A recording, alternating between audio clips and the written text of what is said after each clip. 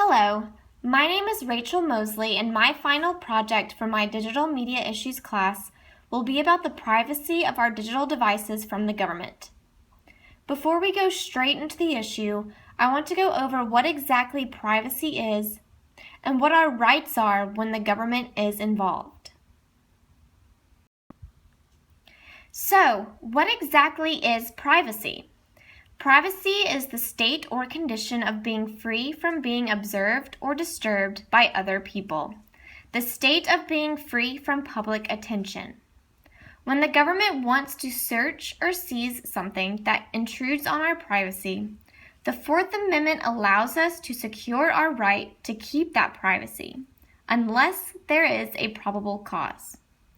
The Fourth Amendment states, the right of the people to be secure in their persons, houses, papers, and effects against unreasonable searches and seizures shall not be violated, and no warrants shall issue but upon probable cause, supported by oath or affirmation, and particularly describing the place to be searched and the persons or things to be seized.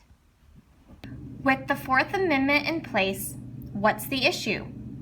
Well, the Fourth Amendment doesn't exactly say anything about our digital devices. We currently live in a technical and digital world that is only expanding. We use our digital devices to do many things, like make calls, send messages, take pictures, look up information, take data, save information, shop, write blogs, write notes, download apps, share news, read news, play games, and so much more. Because there are endless possibilities that one can do using technology, privacy can be significant. Because we are in a new digital age, many believe that the rules need to be updated because this new technology that holds our public, personal, and even very intimate information also needs protection. With our devices holding information and could possibly share intimate details about ourselves, should the police and government be allowed to search the information on our cell phones and other digital devices? Another issue that arises with our digital privacy is the right to refuse anyone to break into our devices. Should people be allowed to have their devices so securely locked that no one, not even the FBI, can get in? Here is a clip of Glenn Greenwald's TED Talk about why privacy matters. In this clip, he talks about why privacy matters to everyone and not just those who are doing something bad. We as human beings, even those of us who in words disclaim the importance of our own privacy, instinctively understand the profound importance of it. It is true that as human beings we're social animals, which means we have a need for other people to know what we're doing and saying and thinking, which is why we voluntarily publish information about ourselves online. But equally essential to what it means to be a free and fulfilled human being is to have a place that we can go and be free of the judgmental eyes of other people. There's a reason why we seek that out, and that reason is that all of us, not just terrorists and criminals, all of us have things to hide. There are all sorts of things that we do and think that we're willing to tell our physician or our lawyer or our psychologist or our spouse or our best friend that we would be mortified for the rest of the world to learn. We make judgments every single day about the kinds of things that we say and think and do that we're willing to have other people know, and the kinds of things that we say and think and do that we don't want anyone else to know about. People can very easily in words claim that they don't value their privacy, but their actions negate the authenticity of that belief. In 2014, the Supreme Court ruled that the police need to obtain a warrant to search cell phones of people they arrest and have in custody. This also most certainly applies to tablets, laptop computers, and the reasoning for this may apply to searches of homes and businesses and any information that is retained by third parties, such as phone companies.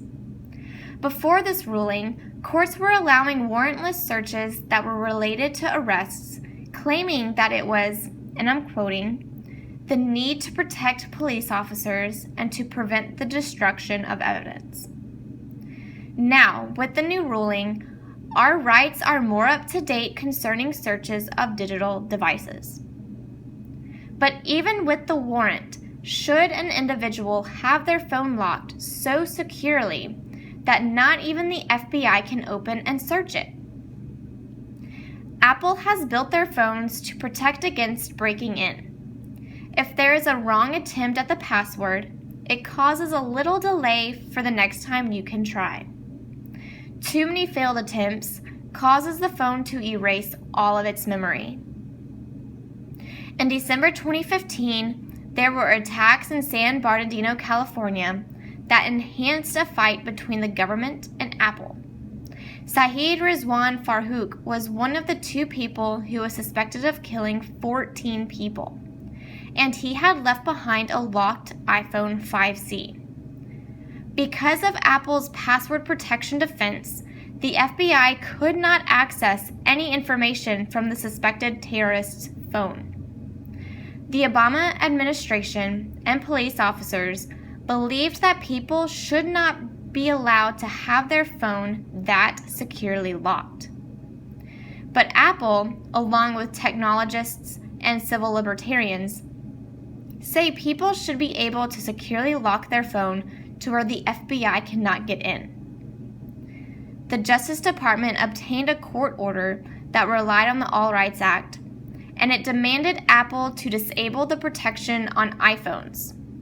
But Apple's company and chief executive, Timothy Cook, says he will fight this order because creating a disable to the protection defenses could possibly be used by hackers and could allow the government to get into anyone's phone.